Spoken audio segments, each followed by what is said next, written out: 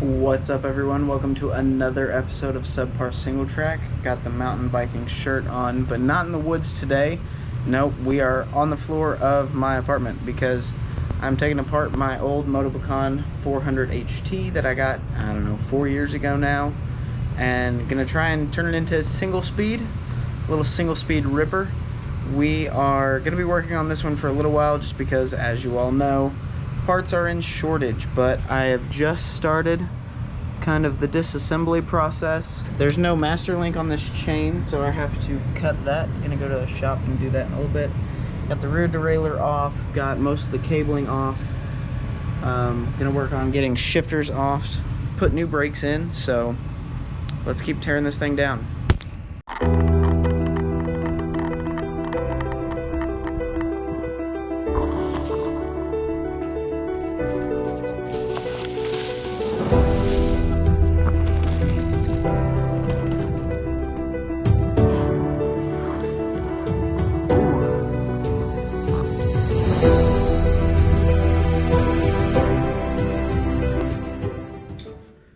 You know, come to think of it, this bike hasn't really been on the channel a whole lot.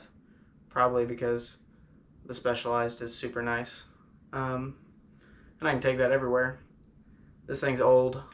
It's a 3x8. It's 26-inch tires, coil spring front fork, hardtail, very, very, very narrow bars. But there we go, some fresh new content. But yeah, this hasn't been on since I was doing flips in the snow and leaving it for ruins. Put in new brake pads, and this thing has been without brakes for so long that the pistons are corroded and I cannot get them to center.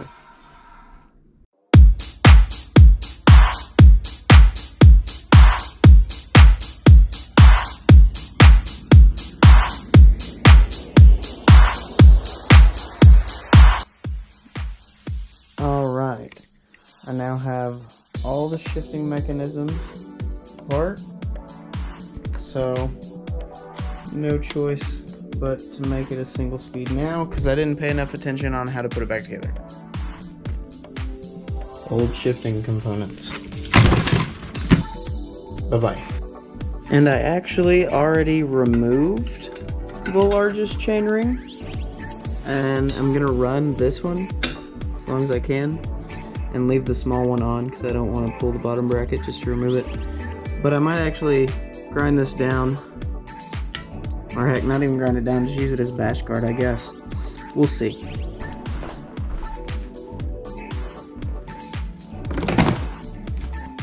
Alright, so we are down to the chain is removed, rear derailleur removed, front derailleur removed, cabling for the front and rear derailleur removed. It looks kind of goofy with just the one cable up there. Back brake's still rubbing. They work though. Need to bed in the new brake pads. And gonna take off possibly the coolest feature on this bike. I put it on there when I got it. A kickstand. I was not a true mountain biker. Probably still not a true mountain biker. But oh well. Goodbye, old friend.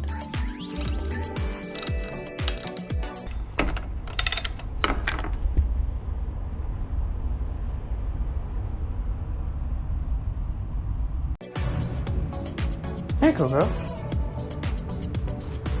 What are you doing? Hi.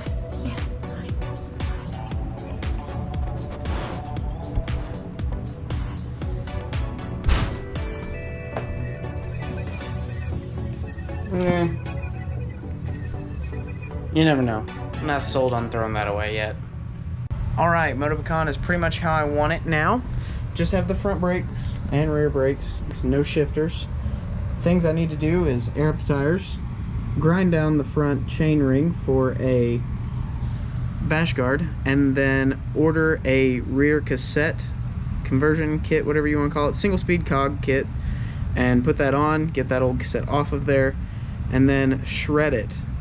Another thing I need to do is clean up the mess that I made in the apartment. So I guess that comes now.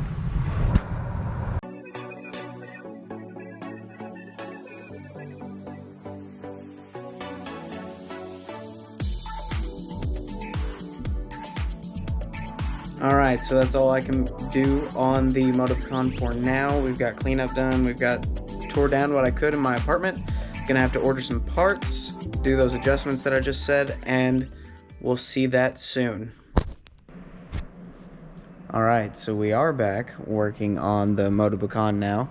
Have it behind me on the bike stand. Got one piece in finally, the chain tensioner. Just gonna put this on. And then I'm gonna count the chain ring that I'm gonna use and figure out what size cog I need for the rear, and then order that and hopefully continue building it within the next few days or so. As you all probably noticed, I went with the Shimano Alpine. It was recommended to me by the local bike shop, Revolution Bike and Beam, so trusting their word on it and throwing it on now. Such an easy install. There we go. That's it. Once I figure out cog and spacing and stuff, I will have to figure out the spacer washer that I put between the chain tensioner and the derail, or the hanger. That'll be figured out once I need to line up my cog.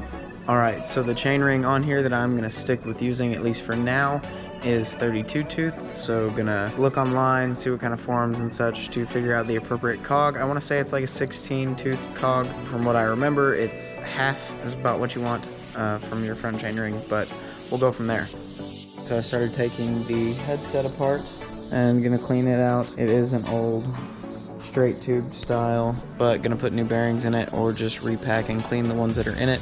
Got a little overzealous, but that's all for now. Talked to my bike shop and did some Googling. 16 is good for getting around town. 12 would be good for sprinting, that kind of thing. So I think I'm gonna go with a 14 tooth cog on it. That way it's kind of the best of both worlds, somewhere in the middle. And I can, sprint. I can also climb up hills, take it to the mountain bike park, do whatever I want with it. Kind of make it more versatile with that 14 tooth cog. Gonna count my old cassette, see what it has in it, and see if I can make any of those work, and order the spacer kit, that kind of thing. But on to the next step.